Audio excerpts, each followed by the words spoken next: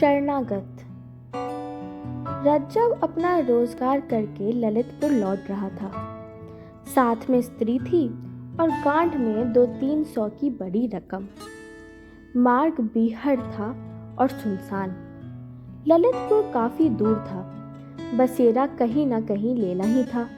इसलिए उसने मड़पुरा नामक गांव में ठहर जाने का निश्चय किया। उसकी पत्नी को बुखार हो आया था। रकम पास में थी और बैलगाड़ी किराए पर करने में खर्च ज़्यादा पड़ता था।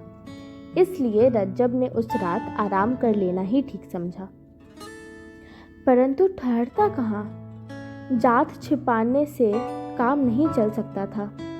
उसकी पत्नी नाक और कानों में चांदी की बालियां डाली थी और पैजामा पहने थी। इसके सिवाय गांव के बहुत से लोग उसको पहचानते भी थे। वह उस गांव के बहुत से कर्मण्य और अकर्मण्य ढोर खरीद कर ले जा चुका था। अपने व्यवहारियों से उसने रात भर के बसेरे के लायक स्थान की याचना की, किंतु किसी ने भी मंजूर नहीं किया। उन लोगों ने अपने ढोर रज्जब को अलग अलग और लुके छिपे बेचे थे। ठहरने में तुरंत ही तरह तरह की खबरें फैलती, इसलिए सबने इनकार कर दिया। गांव में एक गरीब ठाकुर रहता था। थोड़ी सी जमीन थी जिसको किसान जोतते थे। निज का हल बैल कुछ भी ना था, लेकिन अपने किसानों से 2-3 साल का पेशगी लगान वसूल कर लेने में ठाकुर को किसी विशेष बाधा का सामना नहीं करना पड़ता था। छोटा सा मकान था, परंतु उसको गांव वाले गढ़ी के आदर व्यंजक शब्द से पुकारा करते थे और ठाकुर को डर के मारे राजा शब्द से संबोधित करते थे। शामत का मारा रज्जब इसी ठाकुर के दरवाजे पर अपनी ज्वरग्रस्त पत्नी को लेकर पहुंचा। ठाकुर पौर में बैठा हुक्का पी रहा था। रज्जब ने बाहर से ही सलाम करके कहा, दाऊ जी, एक विनती है। ठाकुर ने बिना एक रत्ती भर इधर उधर हिले डुले पूछा, क्या? रज्जब बोला, मैं दूर से आ रहा हूँ, बहुत थका हुआ हूँ। मेरी औरत को जोर से बुखार आ गया है।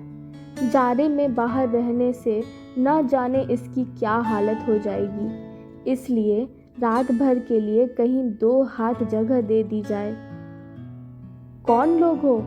ठाकुर ने प्रश्न किया। हूँ तो कसाई, रज्जब ने सीधा उत्तर दिया।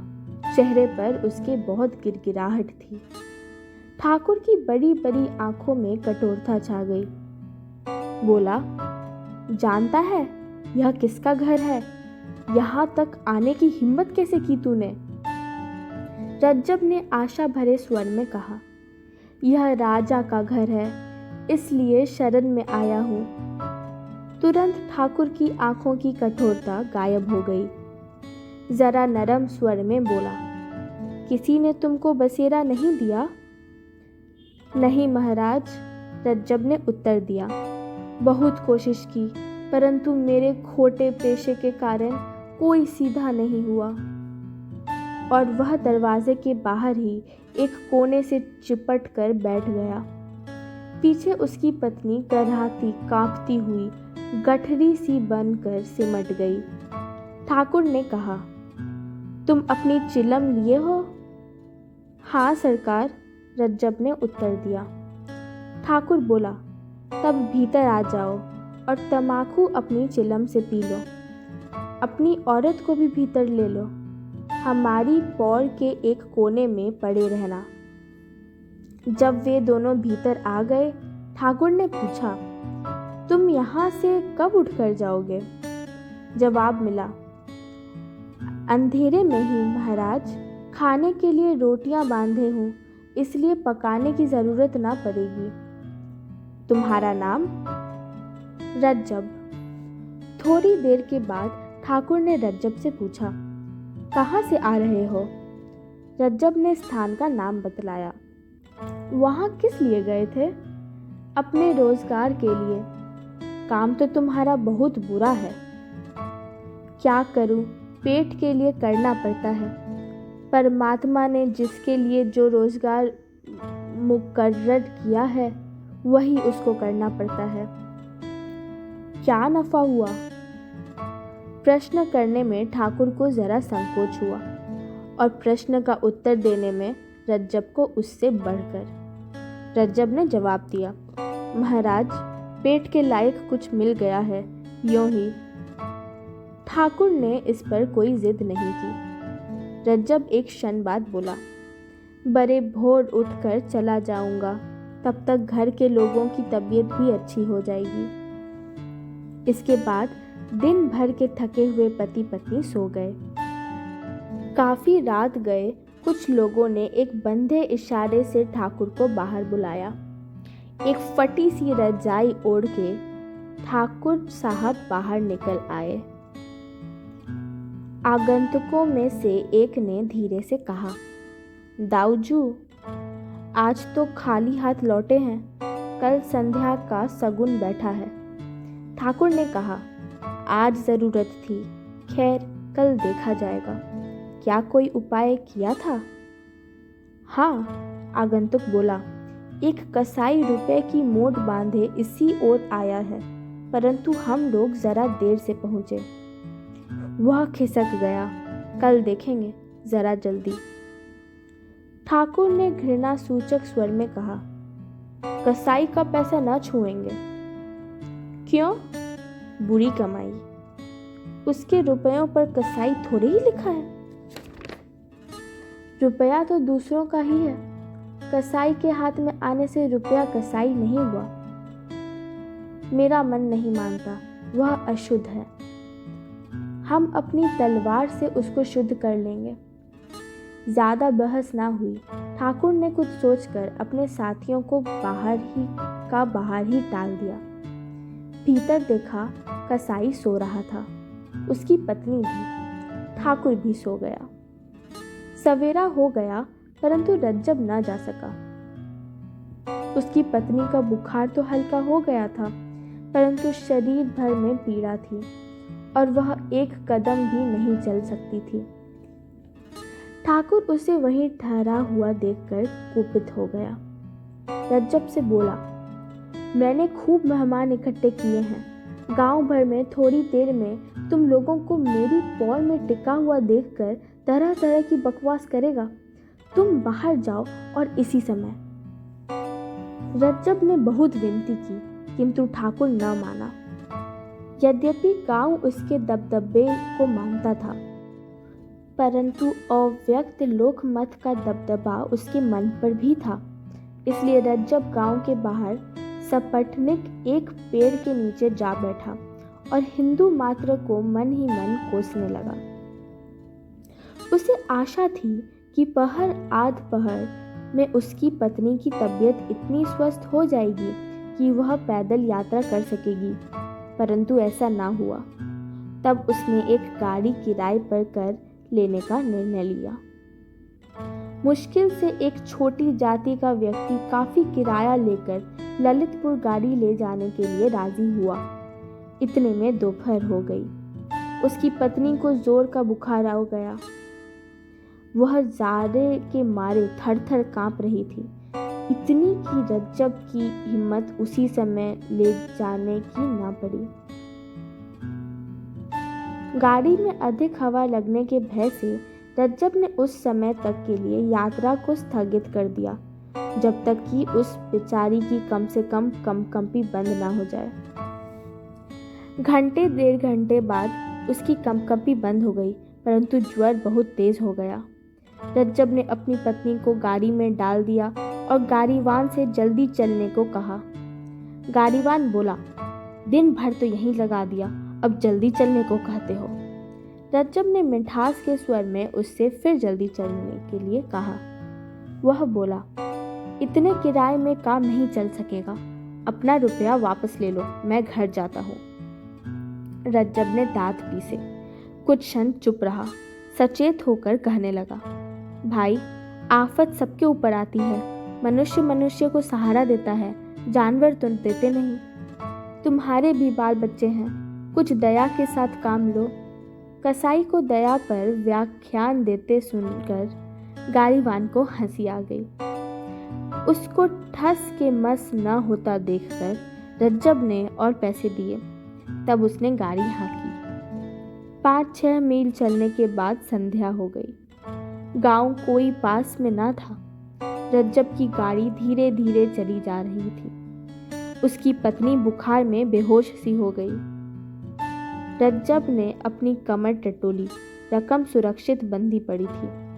रज्जब को स्मरण हो आया कि पत्नी के बुखार के कारण आंटी का कुछ बोझ कम कर देना पड़ा है, और स्मरण हो आया गारीवान का वह एक हट जिसके कारण उसको कुछ पैसे व्यर्थ ही और देने पड़ रहे थे। उसे गारीवान पर क्रोध था, परंतु उसको प्रकट करने की उस समय उसके मन में इच्छा न थी। बातचीत करके रास्ता काटने की कामना से उसने वार्तालाप आरंभ किया।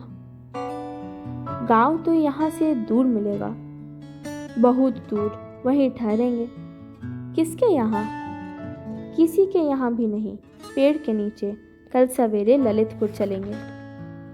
कल का फिर पैसा मांग उठना। कैसे मांग उठूंगा? किराया ले चुका हूँ, अब फिर कैसे मांगूंगा?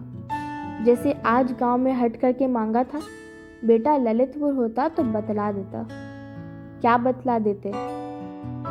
क्या सेंत में गाड़ी में बैठना चाहते थे? क्यों बे, क्या रुपया देकर भी सेंत में का बैठना कहाता है? जानता है मेरा नाम रज्जब है। अगर बीच में गड़बड़ करेगा तो साले को यहीं छुरी से काट कर कहीं फेंक दूंगा और गाड़ी लेकर ललितपुर चल दूंगा। रज्जब क्रोध को प्रकट नहीं करना चाहता था, परंतु शायद अकारण ही वह भली भांति प्रकट हो गया। गारीवान ने इधर उधर देखा। अंधेरा हो गया था। चारों ओर सुनसान था। आसपास झाड़ी खड़ी थी। ऐसा जान पड़ता था कहीं से कोई अब निकला और अब निकला। रज्जब की बात सुनकर उसकी हड्डी हड्डी कांप गई। ऐसा जान पड़ा मानो पसलियों को उसकी ठंडी छुरी छू रही हो। गारीवान चुपचाप बैलों को हाँकने लगा। उसने सोचा, गांव के आते ही गाड़ी छोड़कर नीचे खड़ा हो जाऊंगा और हल्ला गुल्ला करके गांव वालों की मदद से अपना पीछा रज्जब से छुड़ाऊंगा। रुपए पैसे भले ही वापस कर दूंगा, परंतु और आगे न जाऊंगा, कहीं सचमुच मार्ग में मार न डाले। गाड़ी थोड़ी दूर और चली होगी कि बैल ठिठक कर खड़े हो गए। रज्जब सामने न दिख रहा था, इसलिए जरा करक कर गाड़ीवान से बोला, क्यों बे बदमाश, सोर गया क्या? अधिक करक के साथ सामने रास्ते पर खड़ी हुई एक टुकड़ी में से किसी के कठोर कंठ से निकला, खबरदार जो आगे बढ़ा। रज्जब ने सामने देखा कि 4-5 आदमी बड़े बड़े लठ बांधकर न जाने कहां से आ गए हैं। उनमें से तुरंत ही एक ने बैलों की जुआड़ों पर एक लठ पटका और 2 दाएं बाएं आकर रज्जब पर आक्रमण करने को तैयार हो गए। गाड़ीवान गाड़ी छोड़कर नीचे जा खड़ा हुआ। बोला, मालिक, मैं तो गाड़ीवान हूँ, मुझसे कोई सरोकार नहीं। यहाँ कौन है? एक ने गरज कर पूछा। गाड़ीवान की घिघी बंद गई। कोई उत्तर न दे सका। रज्जब ने कमर की गांठ को एक हाथ से संभालते हुए बहुत विनम्र स्वर में कहा, मैं बहुत गरीब आदमी हूँ, मेरे पास कुछ भी नहीं है। मेरी औरत गाड़ी में बीमार पड़ी है, मुझे जाने दीजिए।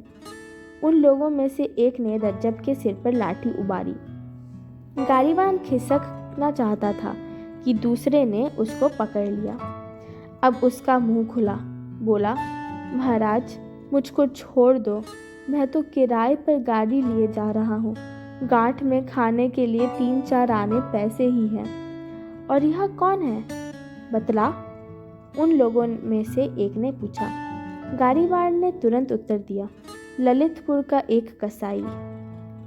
रज्जब के सिर पर जो लाठी उबारी गई थी वह वहीं रह गई। लाठी वाले के मुंह से निकला, तुम कसाई हो? सच बताओ। हाँ महाराज, रज्जब ने सहसा उत्तर दिया। मैं बहुत गरीब हूँ, हाथ जोड़ता हूँ, मुझको मत सताओ, मेरी औरत बहुत बीमार है। औरत जोर से कराही। लाठी वाले उस आदमी ने अपने एक साथी से कान में कहा, इसका नाम रज्जब है, छोड़ो, चलो यहाँ से। उसने न माना, बोला, इसका खोपड़ा चकनाचूर करो दाऊजी। यदि वैसे न माने तो असाई कसाई हम कुछ नहीं मानते। छोड़ना ही पड़ेगा, उसने कहा, इस पर हाथ ना पसारेंगे और ना पैसे छुएंगे। दूसरा बोला, क्या कसाई के डर से? दाऊजी, आज तुम्हारी बुद्धि पर पत्थर पड़ गए हैं, मैं देखता हूँ। और वह तुरंत लाठी लेकर गाड़ी पर चढ़ गया। लाठी का एक सिरा रज्जब की छाती में अड़ाकर उसने तुरंत रुपया पैसा निकालकर देने का हुक्म किया। नीचे खड़े हुए उस व्यक्ति ने जरा तीव्र स्वर में कहा, नीचे उतर आओ, उससे मत बोलो, उसकी औरत बीमार है। हो मेरी बला से, गाड़ी में चढ़े हुए लठैत ने उत्तर दिया, मैं कसाईयों की दवा हूँ। और उसने रज्जब को फिर धमकी दी। नीचे खड़े हुए उस व्यक्ति ने कहा, खबरदार, जो उसे छुआ, नीचे उतरो, नहीं तो तुम्हारा सिर चूर कर देता हूँ। वह मेरी शरण में आया था। गाड़ीवान लटैत झक सी मारकर नीचे उतर आया। नीचे वाले व्यक्ति ने कहा, सब लोग अपने घर जाओ, राहगीरों को तंग मत करो। फिर गाड़ीवान से बोला, जा रे, हाँक ले जा गाड़ी, ठिकाने तक पहुंचा आना, तब लौटना, नहीं तो अपनी खैर मत समझियो। और तुम दोनों में से किसी ने भी कभी इस बात की चर्चा कहीं की तो भूसी की आग में जलाकर खाक कर दूंगा। गाड़ीवान गाड़ी लेकर बढ़ गया। उन लोगों में से जिस आदमी ने गाड़ी पर चढ़कर रज्जब के सिर पर लाठी टानी थी, उसने शुद्ध स्वर में कहा, दाऊजी, आगे से कभी आपके साथ न आऊँगा। दाऊजी ने कहा, न आना, मैं अकेले ही बहुत कर गुजरता हूँ, परंतु बुंदेले शरणागत के साथ घात नहीं करता, इस बात को गांठ बांध लेना।